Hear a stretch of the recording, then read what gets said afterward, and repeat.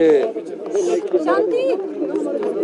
एक कटसी मुलाकात थी और तकरीबन 4 महीने बाद मेरी उनसे मुलाकात हुई और 4 महीने क्योंकि चुनावों में व्यस्त रहे, क्योंकि 16 मार्च के बाद कोड ऑफ कंडक्ट लग गया था, हम भी चुनावों में व्यस्त रहे।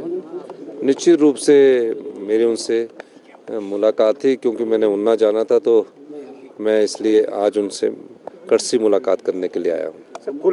कुलपति की नियुक्ति को लेकर कोई विवाद है या फिर फाइल कहीं अटकी है?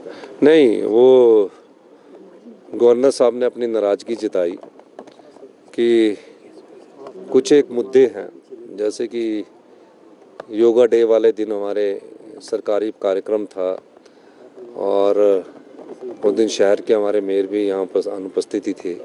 उनकी बात सही है कि जब सरकारी कार्यक्रम है और वो संवैधानिक पद पर बैठे हैं तो वो थोड़ा सा उस चीज़ का ख्याल रखा जाना चाहिए। और कुछ कम्युनिकेशन गैप है, तो मैंने कहा कि उसको भी दूर किया जाए। और जो कुलपति वाली फाइल है, उन्होंने कोई 3-4 महीने पहले वापस सरकार के पास भेज दी थी और निश्चित तौर पर वो सेक्रेटरी लॉ के पास पड़ी रहेगी, तो उसके बारे में भी उन्होंने मुझे कहा। और जो हमारे बात थी उसमें मैंने उनको बोला कि भविष्य में चीज़ों का ख्याल रखा जाए। सभी विश्वविद्यालयों के कुलपति की नियुक्ति जल्द होगी, कब तक संभव है सर? नहीं, वो तो हमारे माननीय महामहिम राज्यपाल जी चाहते हैं कि सभी विश्वविद्यालयों में कुलपति की नियुक्ति हो और नियुक्ति के तहत वहाँ जो शिक्षा का माहौल है उसको बना रहे। उस बारे में भी उन्होंने मुझसे चर्चा की। मैंने कहा कि इस बारे में हम गंभीरता से विचार कर रहे हैं और निश्चित तौर पर जो भी उनकी जो उन्होंने विषय मुझे कहे हैं उस पर हमारी सरकार पूरा गौर करेगी। इसके साथ शुरू हो गई है, प्रिपरेशंस है, देखिए, ये बड़ी विडम्बना है कि कुनिहार जैसे एरिया में भी बादल फट रहे हैं और चौपाल में भी कल बड़ा नेरबा के पास नुकसान हुआ है।